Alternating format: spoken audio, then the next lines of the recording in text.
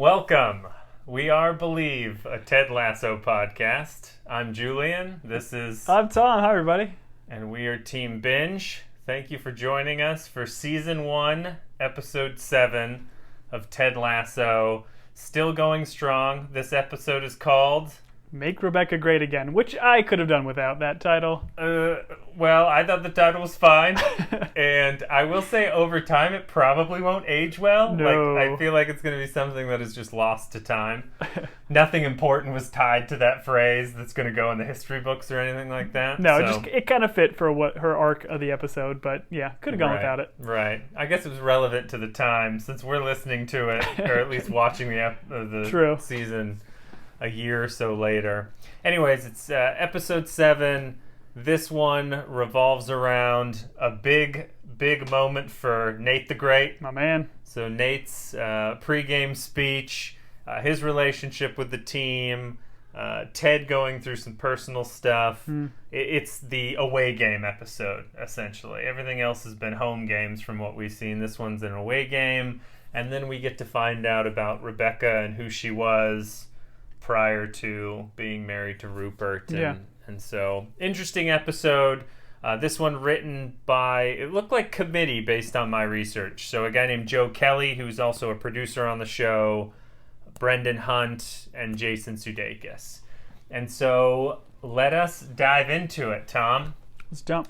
Opens up, like I mentioned, an away game, so they're loading the big Greyhound bus, which I wonder, do they call them Greyhound buses out there? I think it was a Greyhound. I think they had the it's logo a Greyhound on it. because their team is the Greyhounds. Touche. Oh no! Oh no! Tom, Didn't even think of the it. symbolism. Oh, that's what I'm here for, buddy. I missed it. All right, so Nate's helping load the bus. They're putting all the stuff underneath, and funny little sight gag is Nate gets caught underneath. Yeah, because I love it. He has a very specific way of packing it, and he Sure. yells at the guy. He's like, no, Trevor, this is not how you pack it. You got to do this, and then slowly, like, you know what was going to happen. Like, the lights Sure. just turn out, and then Nate's just like, oh no. So now that we've talked about it, you have kids, you're a father, packing the car, Oh, has man. this become your chore? Is this something, I feel like it's something we all inherit. No one teaches us. Nope. It's just something that all of a sudden we have opinions on which suitcases need to go where and in what direction. It's Tetris. It's like from playing Tetris when you were a kid. Is You're that like, what it is? it's adult Tetris. It's trying to figure out how to maneuver the stroller against the other bags that are in there. You don't want to squish other things. So yeah. Every time I'm throwing luggage into the back of the car, I think about watching my dad throw luggage into the back of the car and how that tradition is just passed down. Anyways, so Nate gets stuck in the bottom. Then we roll to Ted Lasso talking with his son Henry over video chat. Turns out they're playing Everton, which is a team based out of Liverpool, and I actually did not know this. Oh, really? Yeah, I guess I assume as an American digesting all of English soccer that every team is just whatever city they're playing from Chelsea, Liverpool, Manchester City, United. So when they said Everton is just a city outside of Liverpool, I'm like, well, that makes more sense when I've watched Liverpool play Everton. They call that, the derby. So it's a derby. It's a Liverpool derby match. A derby is a rivalry game. Yeah, rivalry game generally taking place around the same general area. Got it. Who is famous from Liverpool, Tom? The Beatles. The Beatles. Very, very nice. And Tom, you have deep knowledge of the Beatles. Mm-hmm. You grew up on the Beatles. Would you like to share your thoughts on the Beatles? I did. I am a big Beatles fan. My dad grew up. He literally has all the albums. He converted one of my brother's rooms into a Beatles room now. So he's got all the album covers around the room, all sorts of memorabilia. He was also in a Beatles band. Yep, I've seen him perform. Yeah. Your dad can play. Two different versions. He One can is sing, he gets a singer. He's got a great Paul McCartney. One band, the Elementary Penguins, and then the follow-up band was, oh no, he's gonna hate me. It's okay. We'll send it out. People can check them out on Spotify. Yeah. But yeah, love the reference, and I love that Henry is a Beatles fan as well. Yeah, I don't know many 8-year-olds that are Beatles fans, but occasionally there's a kid that, like, I didn't grow up on them, so I thought it was a little bit strange, but maybe you as an 8-year-old were probably a Beatles fan. I don't know how I know all the lyrics, like seemingly every Beatles song. I've been in the car with you. You know the lyrics to every Beatles song. And they just seeped in from all the listening, I guess, when I was a little one. All right, so maybe your dad has a little bit of Ted Lasso in him. And then Henry makes some comment about, hey, say hi to George, Paul, John, and Ringo. Did I just name them all? You did. You nailed it. Oh, man. I'm really good at Really this. weird order to put George first, but come on. He's the most important one, right? He wrote all the songs. He was the best drummer. And then they have some joke. Beard says, oh, you haven't told Henry that two of them are dead. Wait, which two of them are dead, Julian? The two that are dead are not Paul. Paul McCartney is still alive, and I believe Ringo is still alive. So I know John Lennon is dead. Yes. That was in the end. George Harrison is dead. Very good. Man. And then, of course, Lasso's like, they're what? Right. But then Beard says something like, he says, it was Keith Richards, and he stands up. Did you understand that joke? Yeah, I think it's just, Keith Richards is a Rolling Stone guy, no? Yes. Yeah, so I think just the joke is like, either you're a Beatles fan, Rolling Stone fan, so like there were two huge bands around that area out of England, so I think the joke is that Keith Richards was like the one that killed them. Maybe? Oh. I think that's what he's kind of saying. Okay, yeah, I've watched it 4 times. I still don't understand that joke. I would love for Bill Lawrence to tweet at me and tell me what that joke means. And then Henry and him stop talking, and who comes in but Michelle, my favorite character from the show. And all Michelle cares about is getting divorced. She wants her divorce papers. It is odd. Like, we talked about that episode of like Michelle pushing for this relationship to just end so quickly and we didn't get that backstory. Yeah. This is also weird to me. Okay. Like, the way she pushes so heavy-handed, and like as we see later throughout the episode, the text messages and getting a lawyer involved, it just happens so fast, and it's not... It doesn't play well, I think, on the show. So you remember when we recorded and I was not on Team Michelle and you were pro Team Michelle? Listen, I mean, is it starting to fall apart at this point? I'm not pro Team Michelle. I think I'm not pro Team Michelle. Protein Michelle. Yes, pro Team Michelle. It's a shake. It's a shake. One of our sponsors. Protein Michelle. But no, I think it is just a means to an end. They're trying to get past this storyline, and we kind of talked about last episode where Ted seemingly had that little moment where he took off his ring, put it in a little tin, and then walked away, and then seemingly didn't seem to care as much about the relationship breaking. Sure. So I do kind of like how they gave us a little bit of breathing space to kind of allow Ted to think about it. He tried to kind of move on by just making jokes, dealing with the last episode, but now here he's truly having to face it, head forward. Sure, and we'll discuss how he faces it and how often Michelle texts him because she needs that sweet signature so they can dissolve. What does she need it for, though? Like, what is she moving on to? I don't know. That's a great question. What is she moving on to, and why is she so frantic about getting the paperwork so she can go meet another Ted Lasso? Or I don't know who she's meeting.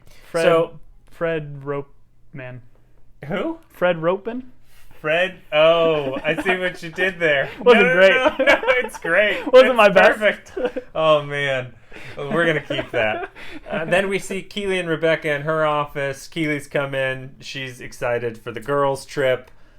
She makes some jokes about that Rebecca has invited her in a romantic sense. It's a very crass, crude. Yes, and she plays it up, and you can see Rebecca getting more and more uncomfortable, but Keely's only messing with her. And then my man Higgins comes in like Tom Cruise from Top Gun, man. He looks so good in those sunglasses. He's so excited to go on the private jet, but then he is informed that he's not going. She says something like, "You need to stay here and do work that doesn't matter."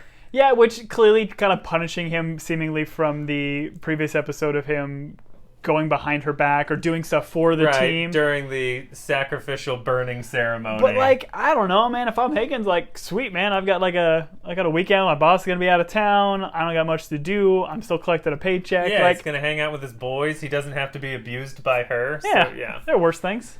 Yeah, I agree with you. I did think it was revenge. During this conversation, Keely says, "I'm going to go spend a penny before leaving." Have you ever heard that term before? I had never heard of it. Did you look it up? I had to look it up. Okay. It means, hold on to your somethings, it means go to the bathroom. Well, I knew it meant go to the bathroom, but do you know like the origin of it? No. So, do you have to pay for bathrooms? Apparently, yeah, back in jolly old London town, you had to, and specifically women, had to pay to use the loo or use the restroom. We should bring that back. Not just for women, for everyone. Everyone should have to pay. Or we should go on the side of the road like humans. So then we're in the locker room. The team is down. Yeah. Except for our boy Danny Rojas, who cannot be down. Football is life. Football is life. Ted is asking Beard, he's like, hey, why is the team down? He makes some comment about, a Jay-Z and Beyonce breakup. And the gentle, like the hand on Ted's shoulder that Beard gives is just great. Yeah. He's like, no, don't ever think that. I'll go on record, I don't care. 2 gumptions about Jay-Z or Beyonce. Yeah, that doesn't surprise. I was going to ask, do you have like a Hollywood it couple that you would feel sad if they departed ways? Or really every couple. If they're married, any couple that depart ways apparently is... I think people should stay together until death, as the good book says they should. Do they part? I ride for Brangelina. Oh, okay. That's been over for a while. What? Yeah. You're saying I've got a chance then? Yes, I am. With Brad, I'm coming for you. Brad, if you'd like to guest spot on our podcast. All right, so then team captain, everyone's down. Team captain Roy comes in so hot. He just starts screaming profanities about how they never win at Everton. They haven't won in a very long time. 60 years. 60 years. I don't know if you caught it, but Ted says something like, how long's it been? They're like 60 years. And Beard is like on the board, and he's like, holy crap. Or he says something like... The way he turns around, he's like startled by it and like scared. Right. He's like writing on the whiteboard. Because at first he thinks they're being dramatic. Yeah. He's like, they never win there. And then once he hears it's been 60 years, he realizes it's a big deal. And so... they are... and Ted brings up that they're also bummed out about O'Brien's torn butt. Oh, yes. Which was a great part. He's a hamstring coach. He kept saying torn butt and being like, you don't need to be ashamed. You have a torn butt. He asked Beard, you've torn your butt. How many times? Oh, yeah, 3 times. 3 times. Beard has torn his butt 3 times. So but I love it because it adds that levity to that room, and you can hear the room kind of slowly start to chuckle or whatever. Right. They all appreciate his antics. Did you know who O'Brien was? Had you seen O'Brien in any of the other... No idea who the keepers were, yeah. Yeah, I didn't know who O'Brien was. I really wish they would have had Conan O'Brien do a guest spot as that role. That would have been incredible. He's a lanky guy. He could probably play a good goalie. He could. So then we discover the replacement goalie is a player by the name of Zorro. Zorro, yes. Zorro. And Ted keeps pronouncing it as Zorro, the masked Avenger. Oh, nice. Do you have a affinity to the Zorro? Did you watch the old Zorro movies when you were a kid? No, I feel like my Zorro is Antonio Banderas. Sure. Did you know there's 2 Antonio Banderas Zorro movies? I think I did. Yeah, they did like The Return of Zorro or something. Okay. Well, you should share this knowledge with your good friend because I thought there was only one. I recently discovered there's a second one that they made in like 2004 that I have not seen, but it's on the list. Yeah, I don't think we were missing much, but all right. No. I'm sure it's great.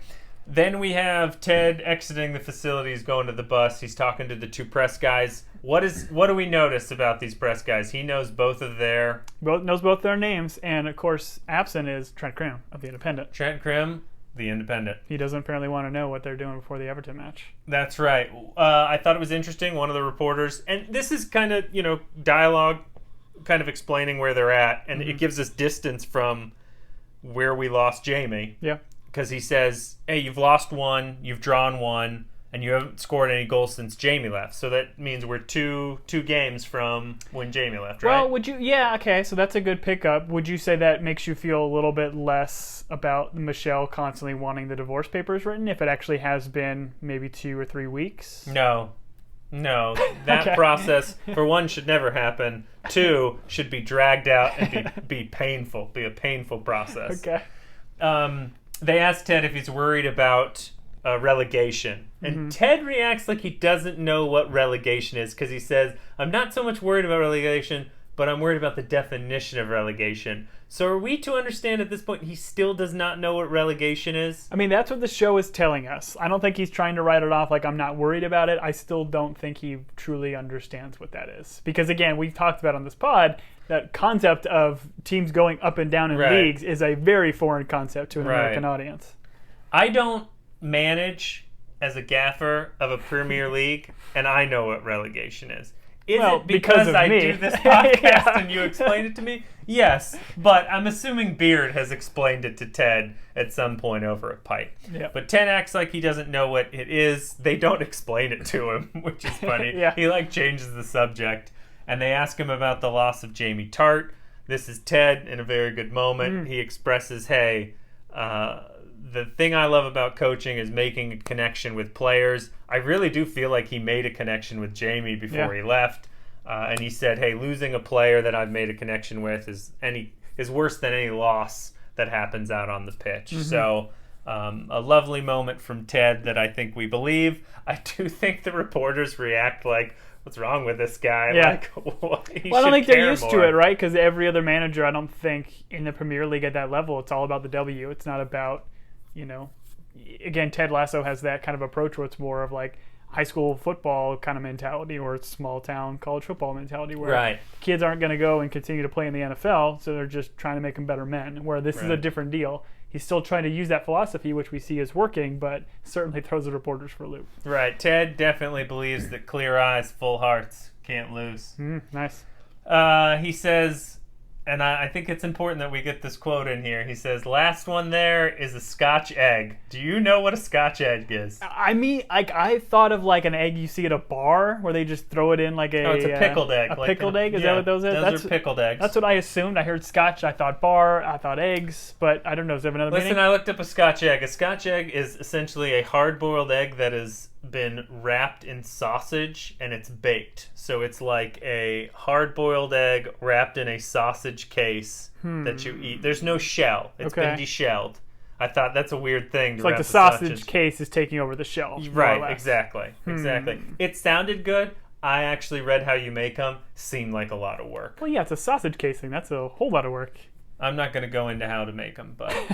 and I don't have a history on them. I'm assuming they're called Scotch eggs because you eat them while you drink Scotch.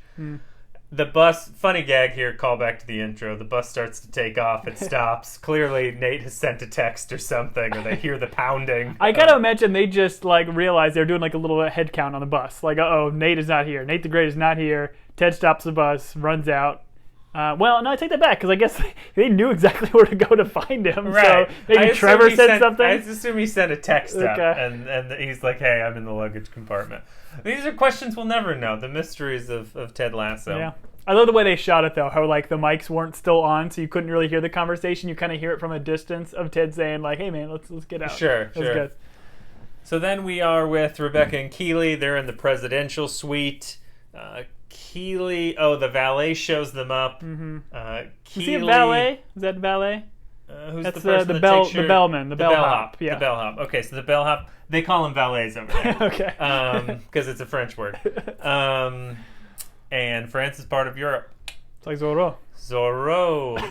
Keeley makes a comment to the guy. I guess he's standing there kind of waiting for a tip. Yeah. And she makes a comment that they would like to take a quick shower. Her and Rebecca would like to take a quick shower. The young gentleman quickly exits the room, and she makes the comment, which is so great. She's like, he would have spent the cash tip in a minute. The image I gave him is going to last him a lifetime. I agree. And as a young man, I was a young man once, and I agree with her. But money's also nice, so please tip your waiters and waitresses. Yeah, you figure a guy like that taking somebody up to the presidential suite, he's looking for some extra coin. That is true. Yeah. They did stiff him there. Never mind. Yep. And then Rebecca kind of is going through something. Keeley asks her what's wrong. We realize that they stayed in this room during their last anniversary. She stayed there with Rupert, which this is actually... It sounds like their anniversary, or would have been their anniversary, because she gets an email earlier that's like anniversary flowers or something. Did she mention that they stayed specifically here kind of thing, or she's just saying this weekend was the thing? I thought she was just bringing it up. She says they stayed in that room. She does, okay. For their anniversary. So she is sad. Keeley consoles her. Once again, those two are just becoming closer, which is nice. And what's your thought? Because I know early on, I don't know if you cared as much about that relationship. Do you feel like it's blossomed more? Do you like their dynamic back and forth? I think it's fun. Keeley's hilarious. Yeah. I mean, I find Keeley very funny. They play off each other very well.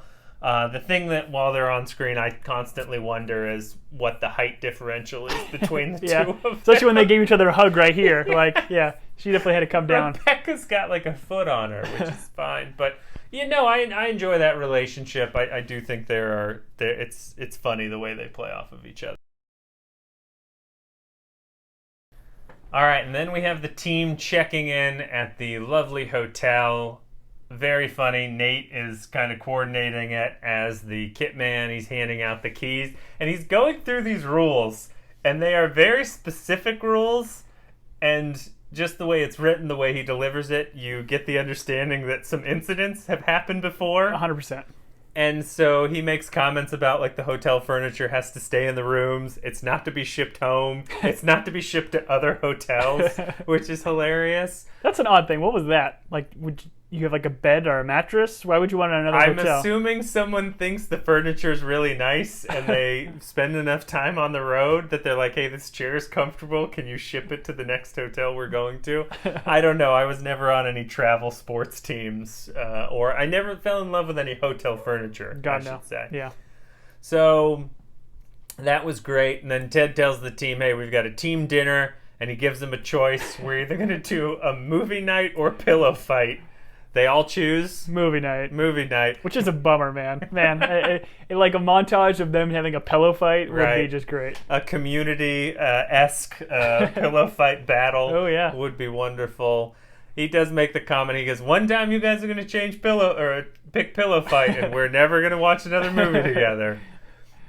And then they get their room numbers. Some inside jokes here, at least what I thought were inside jokes. So Ted is 5150. Yep. Did you get that reference? Not at all. Okay. So I had to look it up. 5150 is a Van Halen album, the rock band Van Halen. Are you as big a Van Halen fan as you are a Beatles fan? Absolutely not. I know of the David Lee Roth, who they mentioned, but I don't know a lot of Van Halen Okay. hits. So from what I understand, this album, 5150, is named after the, how police have codes, hey, it's a whatever. Like a 187. Yeah, something like that. On a cop. So 5150 is a California law enforcement code for a mentally disturbed person. So they named an album after that. Are they known for being mentally disturbed? Well, I think the album is because they're rockers, so they're so crazy, I love that. Everyone knows rockers are crazy, They're doing the whiskey and they're doing the lines Scottish eggs. And I believe this was Sammy Hagar's first as the lead singer. I don't know. I'm not a Van Halen fan. I don't even know why I looked this stuff up. Our audience is super excited about all this. Yeah. If you're a Van Halen fan, write us and tell us why they're good. I couldn't name one of their songs. And then we go, Beards is 5148, and they go, howdy, neighbor.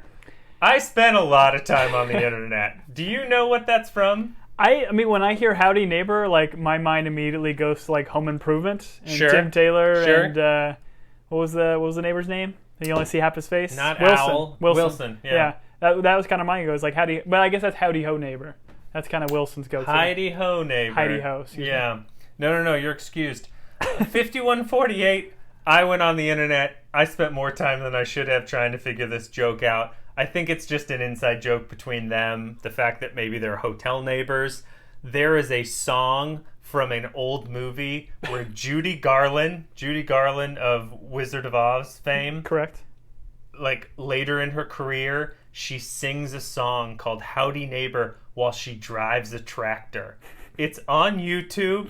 It's pretty incredible. She's Broadway singing while legitimately, it's not a green screen. She's driving this tractor. She's howdying neighbor. I watched it. She's howdying neighbor. I watched it, and I'm upset that I watched it. But now that I think about it, it brings me a little bit of joy. Yeah. But I'm why was this entertainment back in the day? Why did people think this was enjoyable? Hey man, that was the thing. Tractors and singing were all the rage. Yeah. So Howdy Neighbor, I couldn't figure it out. I think it was just more inside jokes with them, kind of just showing their dynamic and everything. Okay. Well, if you know the genesis of that joke, please email us at teambingepodcast@gmail.com. Very good. Or you can send us a Twitter at tweet no at Team Binge. Team Binge, yep. Yeah, okay. Our Twitter handle is at Team Binge. Yep, that's where we do all our socialing. Mm-hmm. Then we're back in Rebecca's room. Rebecca's ordering a reservation. Oh, she's trying to figure out what they're going to do that evening. And I think she mentions that she ordered a bottle of champagne that has not that arrived. was the call, yep. So then she's talking to the concierge downstairs. And Keely keeps talking in the background. Mm-hmm. And there's this like funny back and forth where she's asking Keely questions and Keely's just talking nonsense. It's like, oh yeah, the steak, it's a great bar. Yeah. Go check it out. Liverpool has wonderful.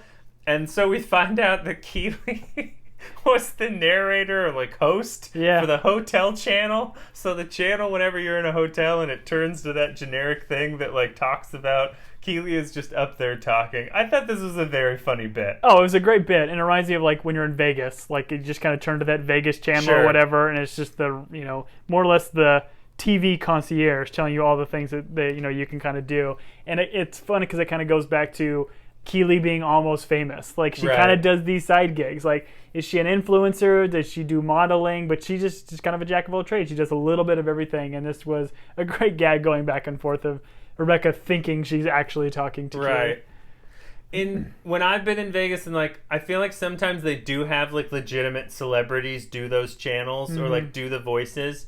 My assumption is always that celebrity got caught doing something at that hotel. And they were like, listen, we're either going to charge you, the public's going to find out, or you've got to give us 12 hours where you record what's going on our channel. Yeah, that's why you see Christian Slater on a lot of those. That's great. So then one of Rebecca's old friends shows up. Her name, Flo Collins. She comes in. She calls Rebecca Stinky. We find out these are childhood names. Flo goes by Sassy.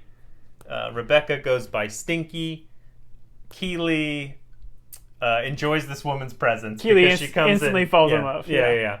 She comes in hot. We find out that they haven't spoken in 6 years, but they were best friends from childhood. Yeah, I have to admit, when she first came on the screen, I did not know what to take because she kind of like stormed into the room. Rebecca kind of gives her that look. Sure. I almost thought she was going to be kind of a foil to Keely and Rebecca kind of connecting. Right. I thought she was going to kind of come in and just kind of, I don't know, ruin their relationship or kind of break them up. But obviously, as we kind of find out, like, she is a great catalyst to help us learn more about Rebecca's backstory and the way they kind of talk about some of the stuff coming up. I think it's a really cool character, a good introduction. Well, that's a great point. I think in a different show that person does show up and like Keely gets jealous and Rebecca like gloms onto her and like you see that kind of, but that's not this show. This show is she shows up, her and Keely get along, they like talk about Rebecca in terms of who Rebecca was and what Rebecca can be. And so, no, that's a good point. I did not think about that, and it's just because I've watched these episodes enough times. But it's interesting that you had that thought. We find out that Rebecca is the godmother of Flo or Sassy's daughter, who is 12, Nora. So she would have last seen her when she was 6. So that lets you know how close they are. Are you a godparent, or is anyone a godparent of your 7 children? No, we don't really do that. I don't really understand the relationship within godparents. Oh, it's... Like, is it the religious ties, I'm assuming, because there's literally God in the name, or not really?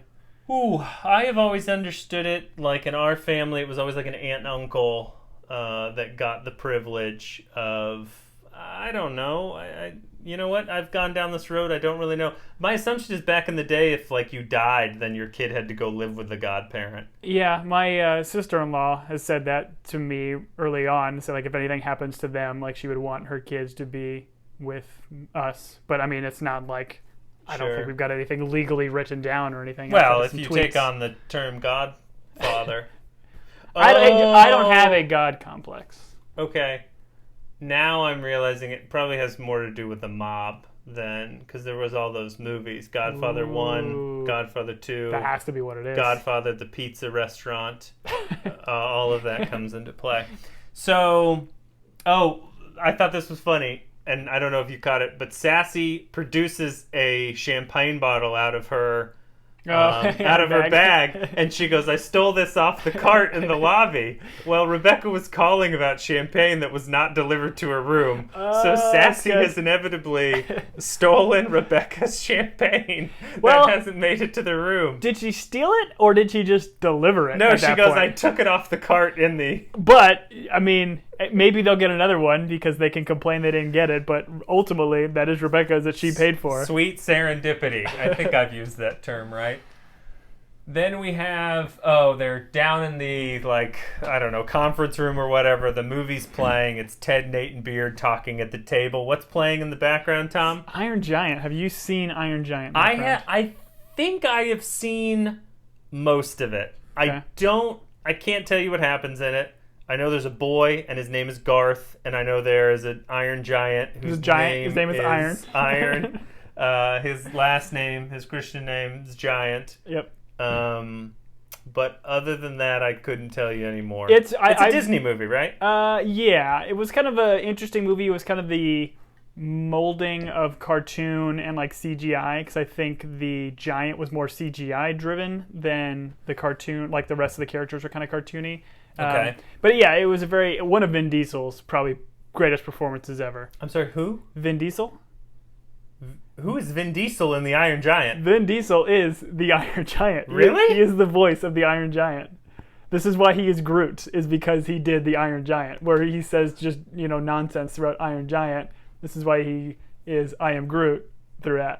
I surprised you didn't know that. No, I didn't know that. Yeah. Does he drink Corollas and call everyone family or talk about family constantly? No, he's not a Corona head. Does the Iron Giant wear one of those white tank tops? Oh, that would have been great. I did not know that. Yeah. I truly did not know that. It's a Vin Diesel joint. Oh, interesting. Okay. When was it? No, it doesn't matter. When was it done is what I was going to ask. It was pre... 90s? It was pre Fast and Furious franchise for sure. Oh, man. Too bad the Iron Giant didn't take off like the Fast and the Furious franchise. What if we had Iron Giant Tokyo Drift? That'd be incredible. Ted wants to know Nate's opinion on the team. He's trying to figure out what to tell them in order to help the team win. They've been down, and Nate expresses that he has an opinion, but he doesn't want to tell Ted. And he expresses all the things that Ted's like, "Why won't you share your opinion?" And Nate's like, "Well, I'm not going to share it because this is going to happen." Yeah, and he gives the whole the spiel, and I just love it so much. I gotta spit it all out. So he's like, that you won't like my idea, and that makes you hate me, and then you fire me, and then I have to move back in with my parents, and they'll be ashamed of me, and then everyone finds out back home and laughs until my face melts off. Excuse me. Excuse me, and then he gets up and leaves. I love it. I should have talked about it at the beginning, but his name is Nick Mohammed. He does a fabulous job in this episode. I feel like this is probably the most he gets to do in an episode. Oh, this is huge. Certainly with what's coming up later. Yeah. But,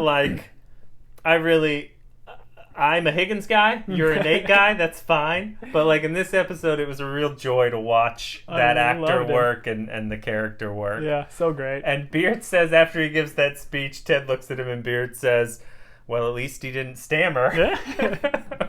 He got it all out. Right. So then Ted gets a text from who? But Michelle. Michelle. What does Michelle want? She wants some paperwork. She wants it signed because she wants to get on with her life, and her husband, soon-to-be ex, is a terrible person. So then as he's departing, he turns to Beard and he's like, "Hey, watch out for these guys. At minute 74, there's going to be a bunch of grown men crying." Which, once again, I don't know Iron Giant like I do most Disney movies. My favorite happens to be WALL-E.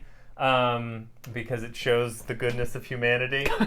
But what happens at minute 74 of Iron Giant, Tom? So Iron Giant, it's kind of known as the missile scene. This is the climax where, again, I don't know all the details. Of course, I had to rewatch this in preparation for this because I had to get that emotional resonance. You rewatched all of Iron Giant? No, just this missile scene. Okay. So it's at least 74 minutes long. No, it's a 5-minute clip on the YouTubes. But it's more or less the Iron Giant is self-sacrifice because there's a big missile that's going to come down. Whoa. Spoilers. Go ahead, Tom. Sorry, spoiler alert. There's a missile coming down, kind of grim, going to literally obliterate, like a nuclear bomb going to obliterate this town.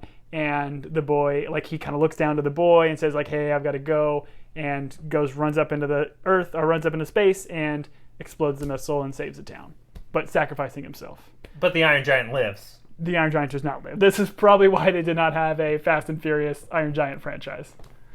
Does he come back as a tiny tree later that dances, and everyone's like, "Oh, Iron Giant's back in a pot as a potted plant." Maybe, man, like one piece of metal that just kind of trickles down. Man, Vin Diesel, the most just self-sacrificing individual. Yes. From what I hear. One of the things that I think is funny is when Ted makes the comment that there's going to be a bunch of grown men crying. Beard goes, "I'll be one of them," and he produces a box of tissues and on cue, just like pulls it out of his suitcase or whatever, and just boom, right on the table. Great movement, great line by Beard. Then we go from there, and the women, Flo, Rebecca, Keeley, are all at dinner. Flo tries to set up Rebecca with the young, handsome waiter. Mm-hmm. I felt a little bit bad for that waiter, but then I was like, oh, if I was that waiter, I would actually be pretty happy. Yeah.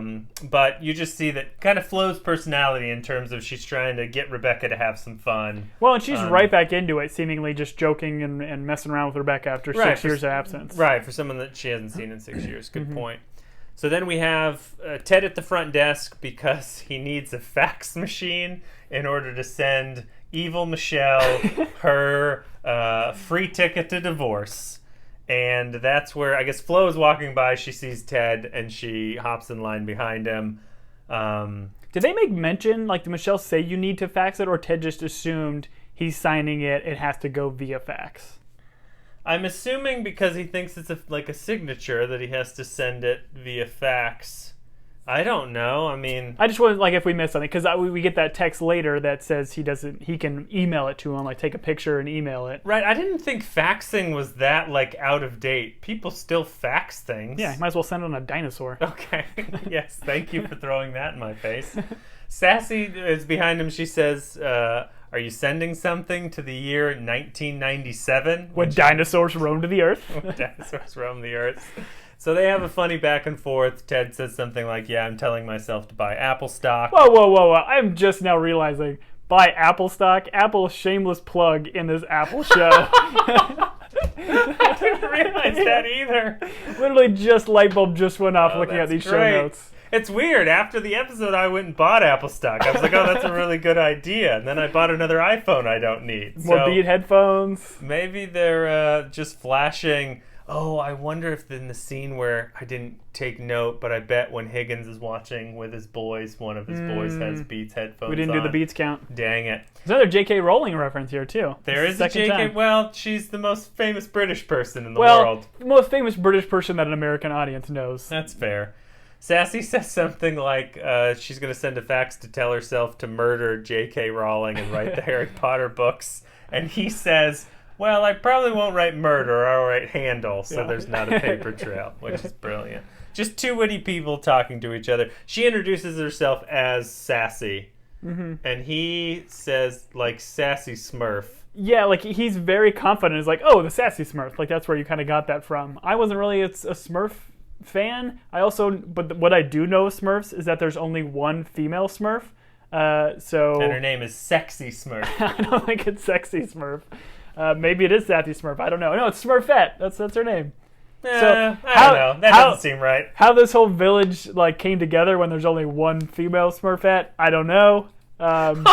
This what we're doing? I don't know, man. Oh no! I'm just saying. Oh no! So think about. So there wasn't a Sassy Smurf is what we've decided.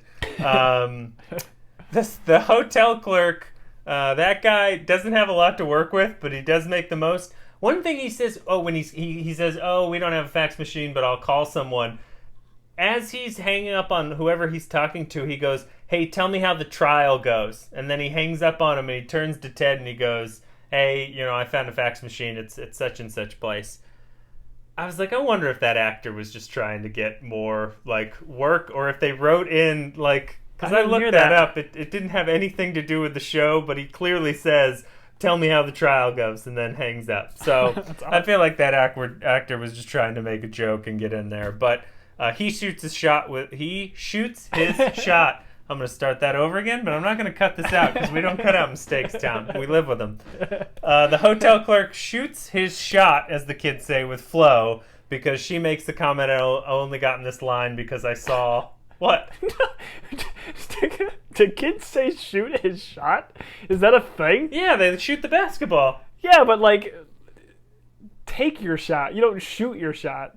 I feel like I'm going to take my shot and flirt with this lady. Because she threw out that she was flirting heavily with Ted. Right. And he's like, okay, maybe I should go. But shoots your shot, I don't think it's a thing.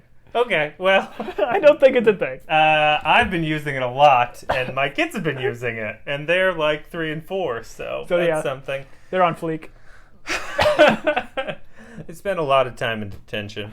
The hotel clerk, it's just a funny moment. He tries to hit on Flo by telling her when his shift is over, and she doesn't even acknowledge it. She just walks off. Walks away. And she calls Ted Magnum PI, which she calls him a couple of different nicknames during this episode. She calls him Magnum PI, and she calls him the Marlboro Man. Nice. Marlboro Man. You had it. You didn't need to do it again? I've smoked him. I don't need to pronounce it, though. Why doesn't she know who Ted is? I mean, she's probably not a soccer fan. Well, her friend of 6 years is the owner of a soccer club. She does press conferences. Like, I would think an American going to a Premier Soccer League would be in the news, and she would know what's happening with AFC Richmond. No, man, she's got a 12-year-old kid. She's got enough going on in her life. She's probably not a soccer fan. She loves her friend dearly, but does not follow the team. Okay, I thought it was odd that she didn't know who Ted is. We know who Ted is, and we're Americans. We're Americans. So...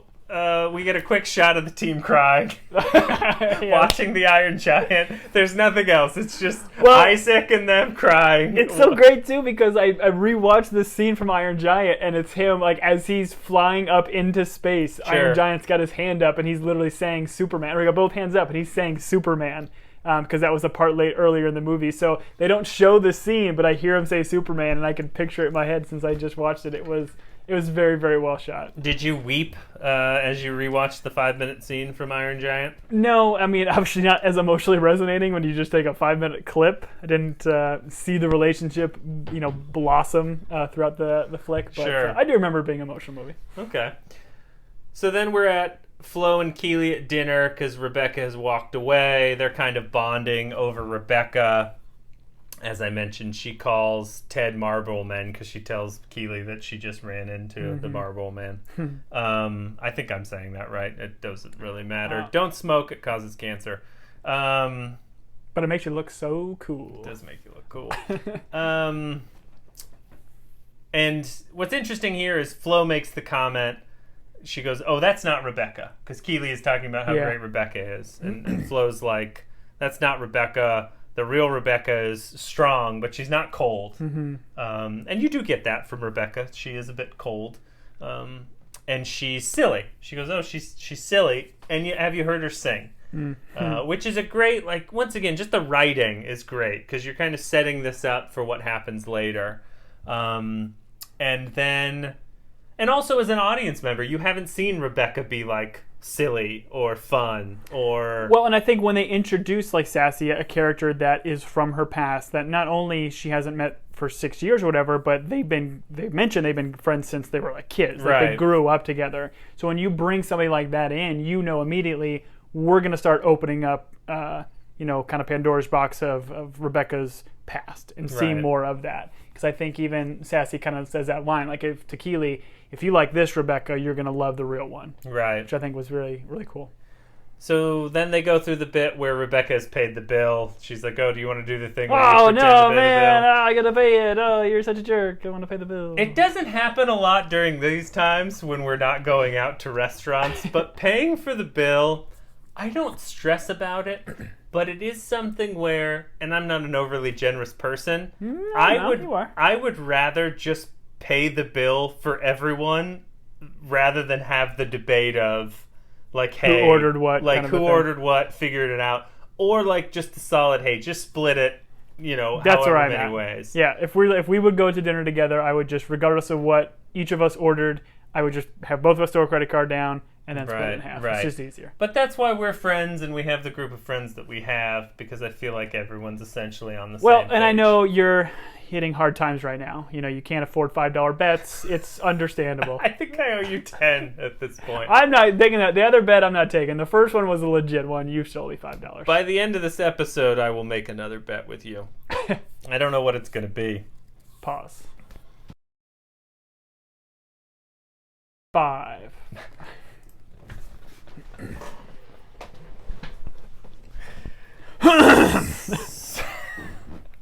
So then we're with Ted back in his hotel room.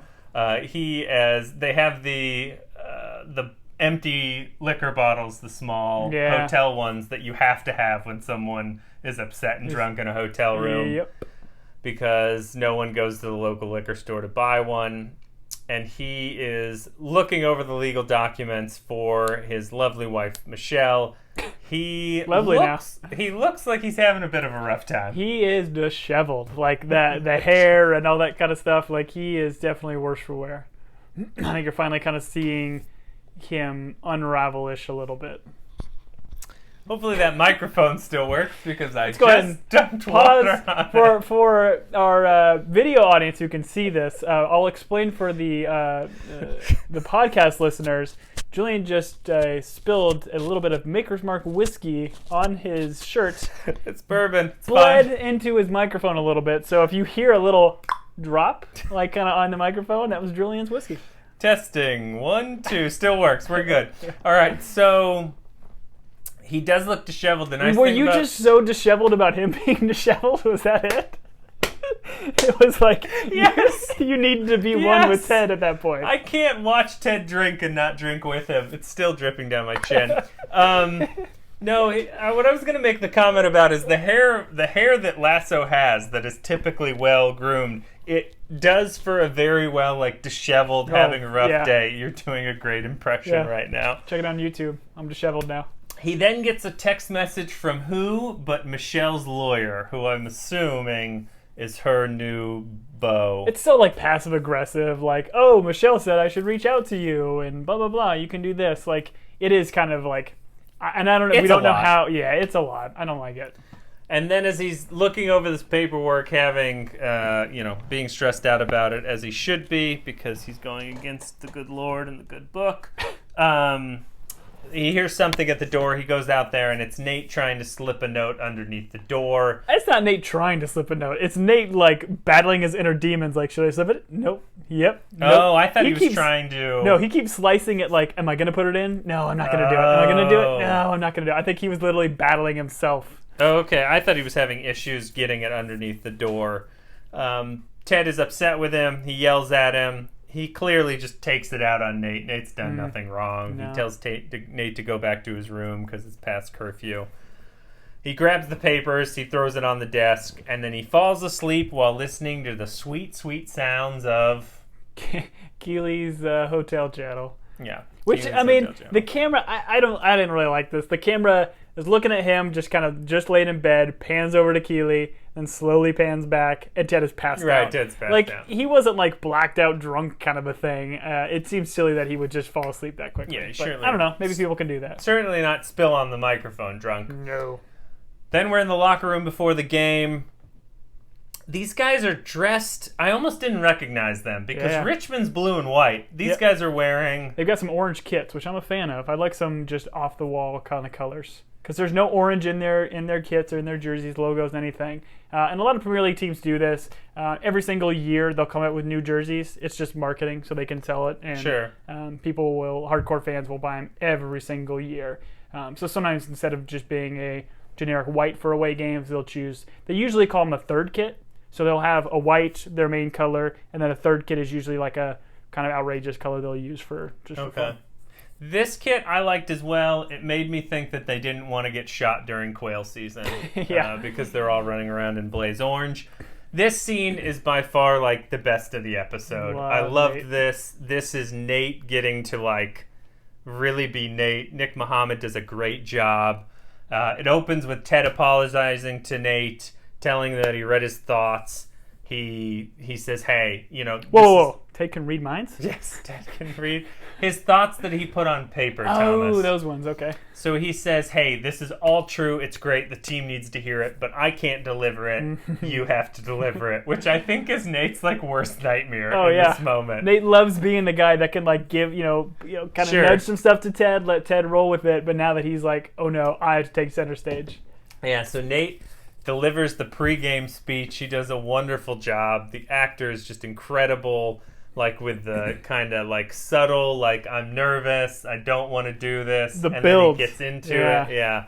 So then he goes through like the main teammates, and he hits Isaac up first. Yeah. Isaac, the big kind of enforcer. Do they have enforcers on the team? He's known as like the kind of like a muscle man, tough guy, whatever on the pitch. Yeah. Sure. One of Tart's old lackeys. Right, Tart's old lackeys. And what's so funny is the team, like Nate is nervous to deliver it, and the team like is encouraging of Nate because they at this point they love Nate and they're like, hey Nate, don't be nervous. They're expecting some like rah-rah speech. And then they all just get torn up by Nate. And the joy of them being like, hey, no, don't be nervous. Like, tell us what you think. And then him telling them what they think, which is all, like, insulting to them, is just a great... He's roasting them, man. Yeah. Like, they encourage him to start once he does the first one, and then the rest of the team realizes, this is what we're in for. Yeah. So he hits Isaac first. He says, Isaac, you've been playing like a big, dumb cat. He doesn't say cat, but that's as far as I'm going to go. He said, you're more concerned about being tough than actually being tough. And the team's reaction is like, oh, no. And Colin does some great work here. He goes, wow. And then it goes, Sam. And Sam's response is, oh, no. Oh, no. He says, you second-guess yourself more than a crappy psychic. The only person more imprisoned by their thoughts is Nelson Mandela.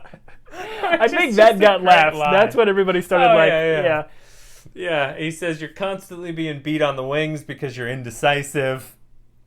And then Colin's laughing, and he goes, oh, you think that's funny? Oh, yes. And he's like, do you wax yourself? And Colin's like, no. And he's like, then why are you playing like a Brazilian with that step over BS? Did you understand that reference? Or is there a way like Brazilians play that this? Because I didn't understand the reference. Yeah, no, it's fair. So I think players like Ronaldo, Pele, they were kind of known for just being like magicians on the ball. So they can just step over, do like little moves and stuff to get past players. Okay. So he's just kind of saying like you're trying to pretend like you're one of these Brazilian all-stars when you're really not. Okay. Or it's almost kind of like he's playing like we've seen some of these highlights of Jamie Tart with a really quick ball movement and feet. So it's like fancy footwork, but he's not pulling it off. Exactly. He's probably losing a lot of balls, and so he calls him out on it. And I love how just like he eviscerates Colin. Oh yeah. Like he does it. He says it like a line about the Brazilian, but like the other things when he comes back at him, like did I stutter? Like did you hear what I said? Like oh man, that was great. And Colin goes, what just happened? And then he goes to Danny Rojas, and Danny Rojas is like, yeah, roast me. Football is life, man. Roast me. Football is life. And he's like, well, if football is life, your defense is death. The only person I've seen lose a man more often is Carrie Bradshaw. And it's great. It cuts to Ted and Beard, and Ted does what we all do when we understand a reference. He's like, that's a Sex and the City reference. But Beard is just like he's so involved. He's like he wants Nate to keep going. He doesn't want anything to break this up. You know, Beard just shushes him. He's like, shh. He shushes Ted, which is great. And then we get to Roy Kent, our captain, Roy Kent. Roy. My spirit animal, Roy Kent. I love Roy Kent. He's like turns to Roy. Roy stands up, kind of and I don't know why I have it in my head, but I always think of Roy as short. But Brett Goldstein is not short. He's just an intimidating presence and character. Well, when he stands up, he's clearly taller than people. I don't know why, but like, I'm always like, when he stands next to Jamie Tart, he's taller than Jamie Tart. Yeah. When he stands next to Nick Mohammed, Nathan, he's taller. But anyways, he's like in Nate's grill, and Roy's so great in this moment because he's like.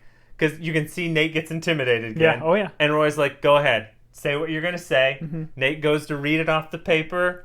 Rips it away. Roy rips away the notes, throws it on the ground. He goes, no, say it to me. Look me in the eye. Yeah. And Nate says some things here. He's like, you're old and your focus drifts. I love that start. He just, eye and deadpan right there. He's like, you're old. Just throwing it right there. I love it. And your focus drifts. And the way Nate delivers that line, just like he's quiet, he's like, you're old and your focus drifts. It's almost like he's narrating like an epic. It's like a fortune teller. He's reading him. And he's like, your superpower is your anger. He's like, your anger made you one of the best midfielders in the history of the league. You used to run like you were angry at the grass. Great line. I love that. Oh, that is good. I don't know what it means. It's just like you're stomping around. Like you're just like, you are trying to play so hard and you're just so mad at everything that's happening. Okay. And, like, people do feel like players do feed off of that if your players are kind of lackadaisical, and I think that was probably maybe some of the dynamic why he hated Tart so much, because Tart was just so lackadaisical on the field, only about himself. Like, he could just literally get angry at everything. I just love that line. Yeah, no, it was a great line. I didn't understand it, but I love the delivery. And I think this is important. He goes, you've got to let your anger out. Like, you used to put it on the field. He's like, I'm afraid of what it'll do with you if you keep it all to yourself. And you see it like affects Roy. He does it. It's like the most obvious way. They're like, oh, how can we show that this affects Roy? So Roy goes over and like Hulk Hogan's the bench. He rips it up. Hulk Hogan, by the way, was an American WWF wrestler. At the time. Doesn't matter. Anyways, Brett Goldstein does a wonderful job here. Nate crushes the speech. He rips up the bench. The whole team cheers. Excited. They're so inspired. They all run out, and what's great is, like, Ted says something like, see, wasn't that fun? Yeah. Which was clearly a stressful moment for Nate. But Beard picks up the notes that Roy has thrown on the ground. He hands them to Nate, and he gives him this look and, like, slaps him on the shoulder. And it's just, Beard does so much sometimes not talking. Oh, like, for sure. The way Brendan Hunt plays that character is incredible. Yeah. And again, I think we mentioned it. I love the way Nate, like, he slowly steps into it and gets more and more confident and stuff. So that's what, like, I think, like with Sam, he's very indecisive on the pitch. Nate is very timid and afraid of a lot of these players and standing up for himself. So this was kind of his moment, and I thought it was brilliant. So I thought it was interesting that at one point Ted, after reading Nate's notes that he just delivered to the team, he says to him, hey, the team needs to hear this, but I can't be the one that does it. Yeah. Do you think that is more about how Ted feels like he should be, or he should talk to the team, or do you think it's more about he wants Nate to grow? Like, why do you think he forces Nate to do it? I think it's both. I think if Ted were to deliver those lines that he was delivering, they wouldn't hit, because everybody on that team knows that Ted is not a soccer prodigy or whatever. Okay. He doesn't know the game. So when Nate is coming, they know Nate knows the game. So when he's coming saying, hey, you're getting beat on the sidelines, or you're not playing like you used to, that's going to land a lot more harder than it would if Ted delivered that. Okay. But I do see your point. I do think Ted is trying to get Nate to get out of his shell and deliver this stuff, because he can be, and he already has proven to be a very valuable asset to the team, but he could be more and be that assistant coach. Maybe he's not going to be the kit man for the rest of the series. Right. Yeah, my thought was that, like, Ted feels like he's the positive one, and so some of this is negative criticism. Yeah. And so he can't do that, which I don't think is right for a coach. I think a coach's job is to, like, tell it how it is and point out those things. So I think it is a combination of that, but also he's trying to get Nate to grow, like you said. And so very interesting.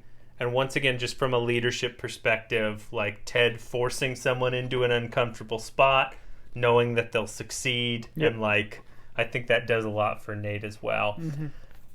Watching Nate do this during this episode made me go and look up Nick Mohammed, the actor that plays Nate, and, like, kind of see what he's done.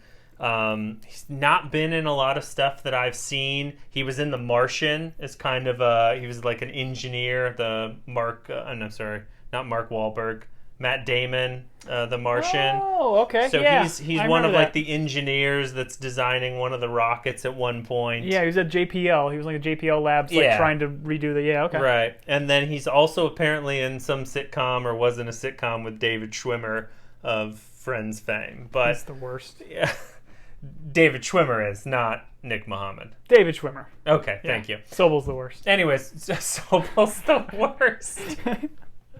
Okay, so 3 people will get that. Then I have so many Sobel thoughts that I don't want to go to in this. Like, the real life Sobel was actually like... yeah. Anyways. David Schwimmer playing Sobel was the worst. Okay, Sobel in real life was an American hero. Anyways, the team, our AFC Richmond, win real quick, and then they come back into the locker room. Lone goal from our boy Roy. Oh, is that who scored? Yeah, they said Roy got the lone goal. I thought they made some comment like playing like he was possessed. Yeah. So, and it's just great. They get a win. They come in all fired up. They're in the locker room. Obviously, this locker room also has, much like Rebecca's office, an open door policy. Yeah. So the team is celebrating, and in comes Keely, Sassy, and Rebecca. Keely and Roy have a moment where they start talking. And Roy says, I've been thinking a lot about you this weekend. And she's like, oh, why? And he's like, well, you keep showing up on my TV in the hotel. So I kind of feel like we talk about the last scene with him getting his anger out and Nate saying, like, if you don't get this anger out, I don't know what's going to happen to you. I thought this is a little bit of Roy letting his anger out in the field. Sure. And now seemingly having a more in-depth conversation with Keely that's not just like base level or super awkward. Sure. Like he's just kind of connecting with her, and I think we kind of see that blossom throughout the rest of this, but like bringing her up here, and I thought that was kind of an interesting take on it. Oh, yeah, when he brings her up there, so Roy's giving a speech to the team. He's like, hey, no one's going back to the hotel. We're going to go out on the town. He's like, we're going to rub it in these guys' face, which is so great. And they're like, Sam's like, where are we going, Roy? And he's like, well, and he brings Keely up onto the bench. She starts giving her hotel speech. Just the writing, like, super smart. Yeah. Like, to think to put her on the hotel channel and then have this moment where Roy gets to bring her up in front of the team where she gives her speech. I knew, by the way, like, I hadn't seen this episode because I'm watching this series fresh. Sure. So I hadn't seen it all.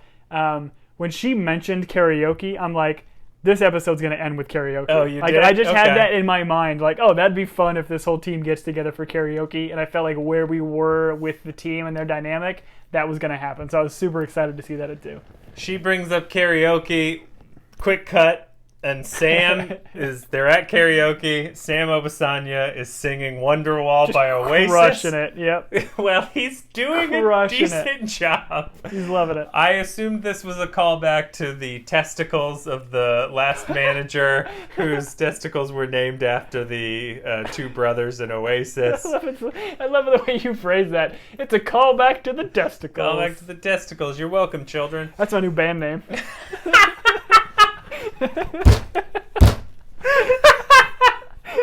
Oh, incredible work, my friend. Rebecca and Flo go out to have a smoke. This seems like something people did in the 90s. I don't know who smokes these days, but whatever. They vape. They vape.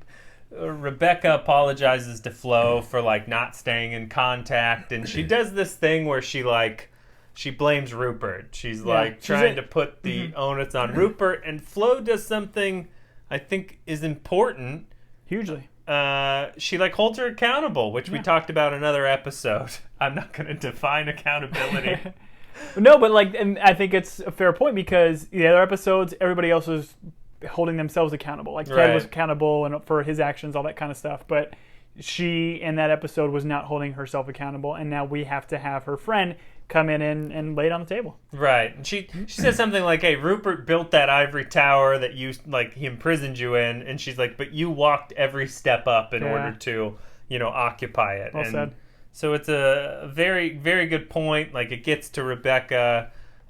She owns up to it. And I think the other thing that makes a big impact is Flo brings up that, hey, Nora, your goddaughter, thought she did something wrong, and that's why she hasn't seen you for 6 years, because you do get the sense that they're close, and so I think that has an effect. So nice moment there.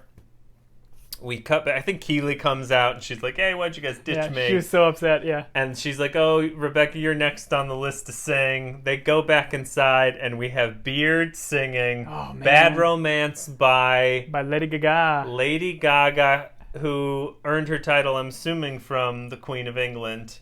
She's an official. She's been ladied, right? No, that's a dame. She's not Dame Gaga. Maybe eventually she'll become Dame Gaga. All right. Well, I don't know what the internet told me, but Beard is doing an incredible job.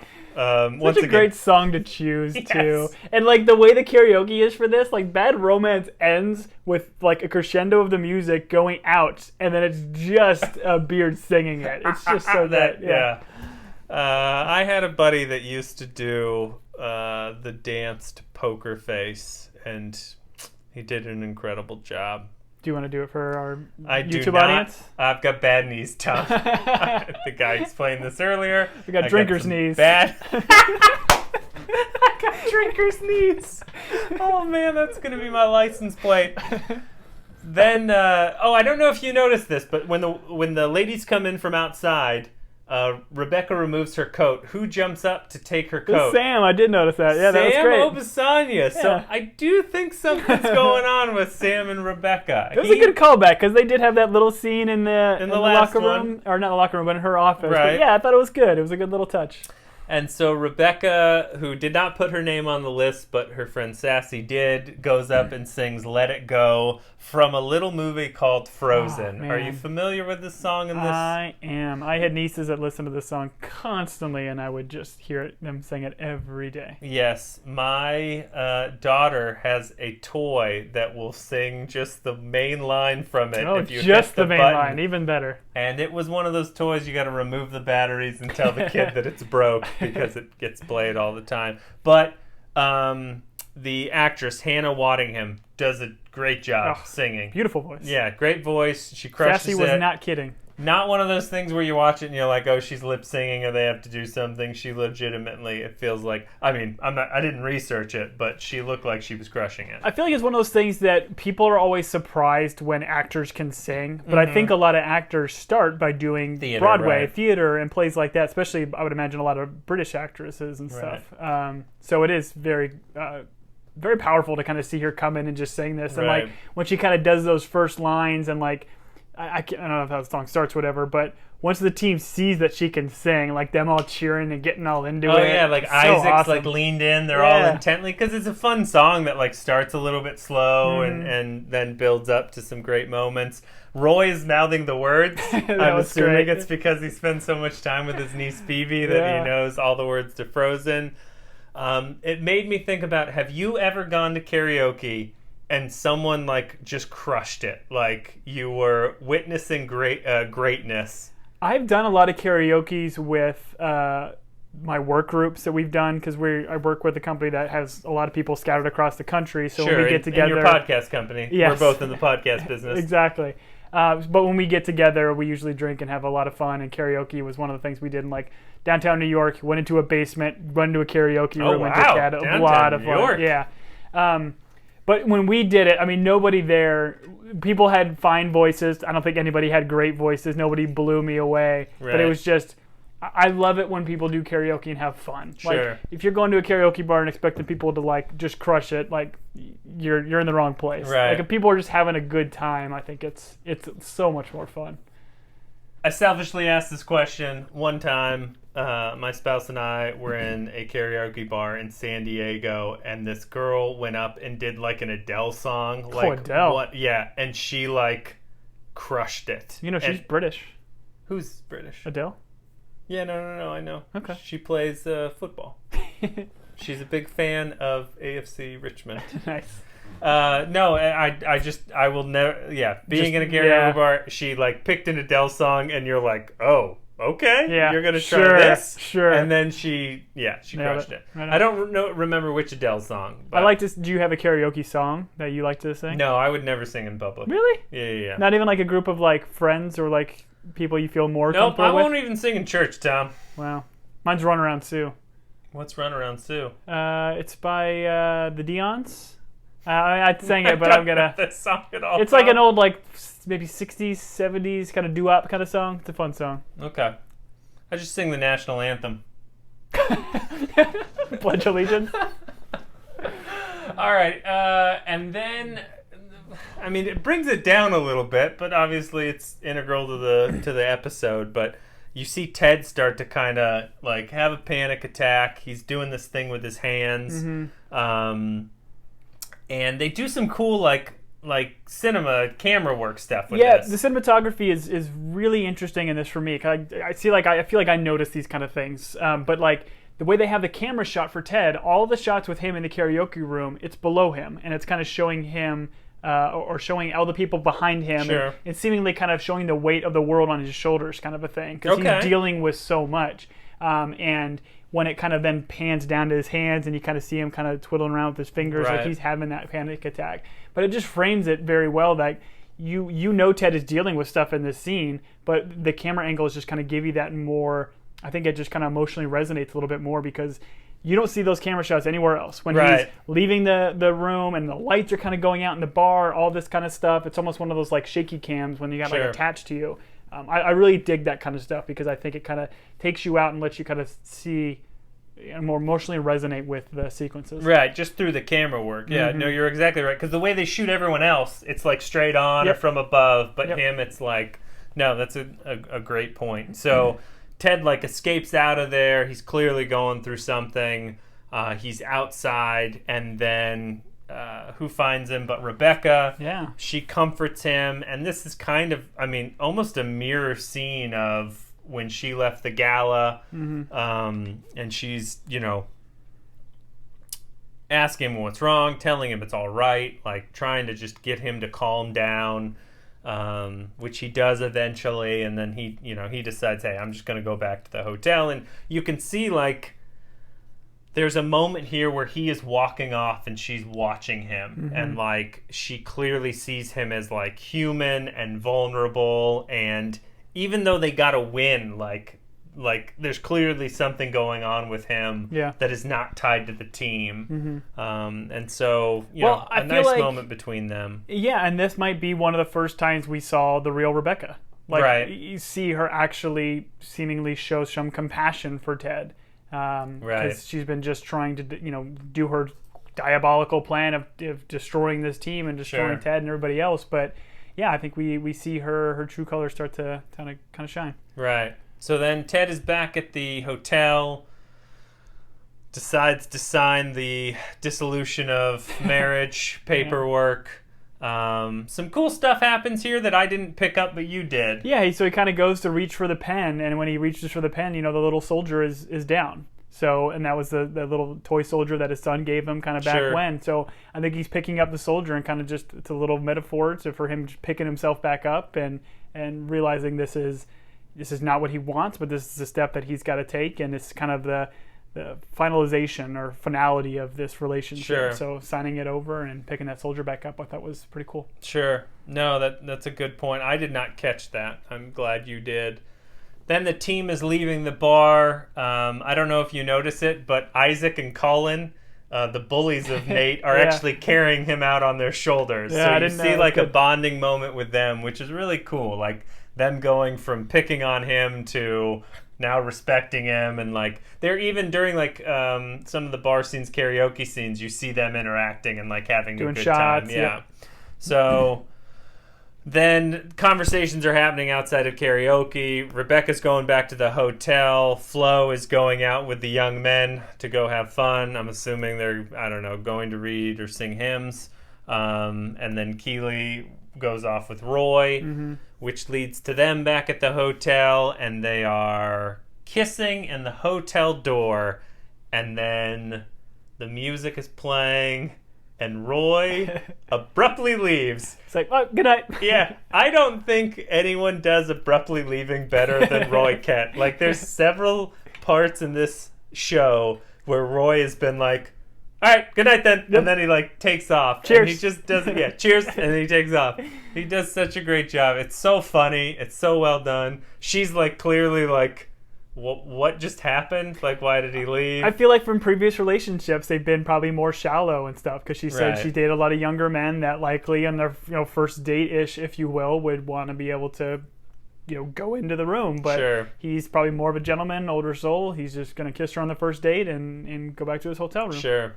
And then we're back at... But I do want to mention before you move on, I do want to mention this is them, Roy and Keeley, getting their real first walk. They took a walk on the treadmill, was kind of their first kind of walk and talk kind of thing. And now they leave the bar and they actually kind of get to go for a little stroll back to the hotel. Okay. I appreciate Roy wears a black dress shirt. Not many people can pull off a black dress shirt, but Roy Kent can pull off a black dress shirt. I only wear them to funerals. You have to with all that chest hair. Oh, maybe he was shirtless and I just didn't notice. Good point. It was a sweater. Rebecca is back at the hotel restaurant. She is waiting on the handsome waiter who we saw before. Good for her. Ted sends Rebecca a thank you text that just says, hey, it's been an adventure. Thank you for being so kind, which is a nice gesture because she has not really been kind up until this moment. Well, then somebody knocks on Ted's door, and I want to kind of say, I feel like the way they framed this scene with the waiter. So when Rebecca was down in the bar, and the waiter's kind of coming by, they kind of shoot it where you can see the waiter leave the foreground, go into the background, but they still have Rebecca on camera from like a mirror image of Rebecca. They didn't necessarily show the waiter guy kind of come in and like them start talking, and the way kind of Rebecca kind of saw that text and the way they kind of were, being friendly and stuff to each other earlier, when that knock on that door happened, I almost kind of thought that was going to be Rebecca. Like I never really thought about their relationship being romantic or anything like that, but obviously they were doing karaoke, they were drinking and all that kind of stuff. When Flo shows up at the door, who we see kind of come into the room, I really had like a second where I was like, that's going to be Rebecca coming in, because the guy at the bar didn't end up reciprocating, and she kind of went home and she went to Ted. Interesting. But just something I thought about when I first saw the...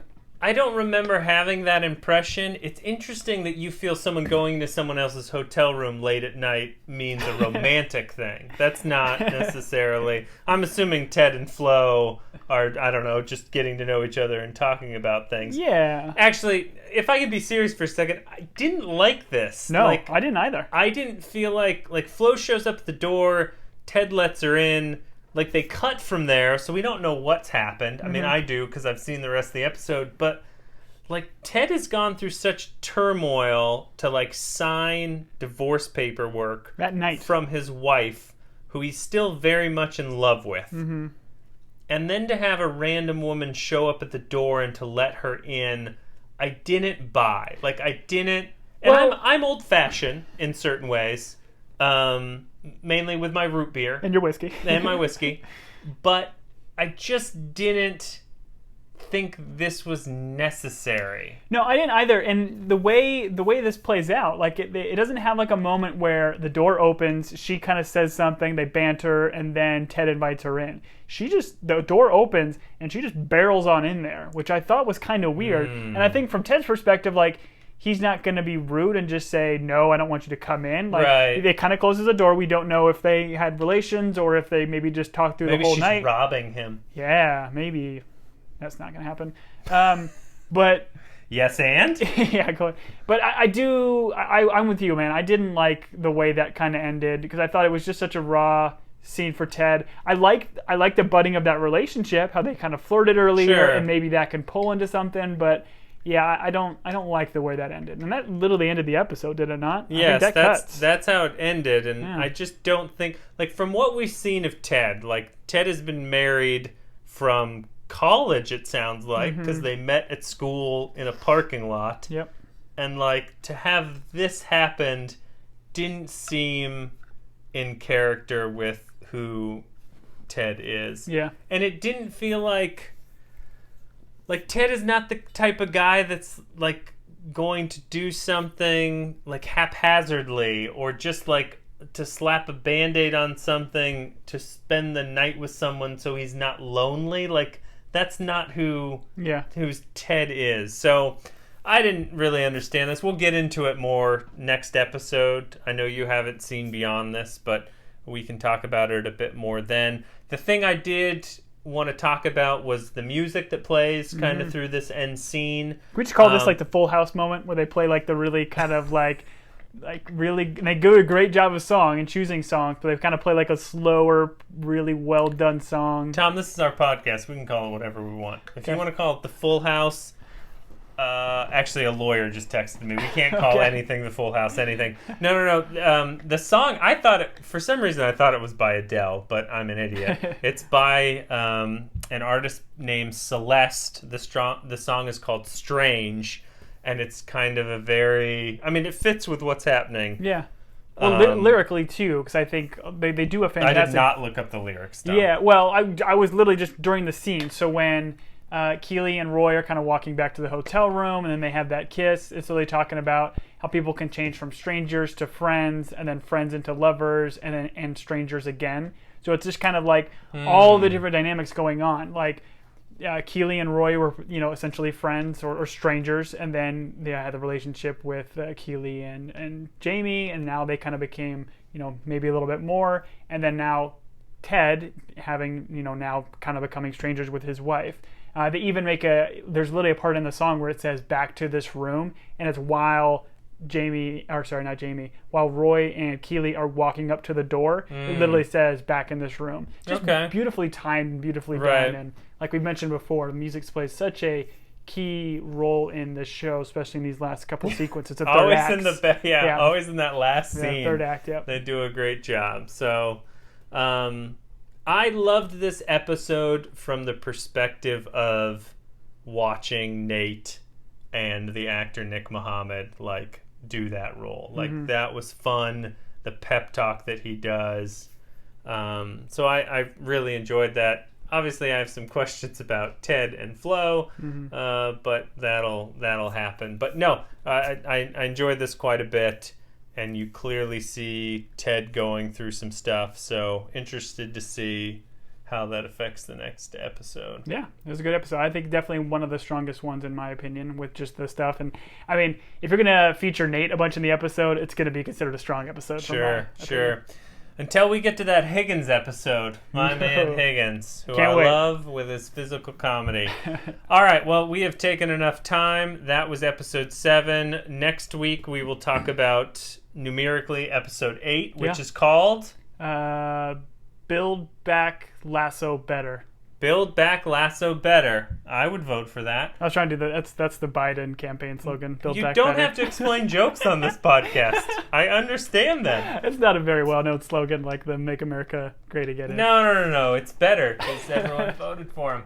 All right. We appreciate you joining us. We'll see you next week for episode 8. I am Julian. And I'm Tom. Thanks again, everyone. And we are Team Binge. Signing out. Before we sign out, tweet at us at @TeamBinge.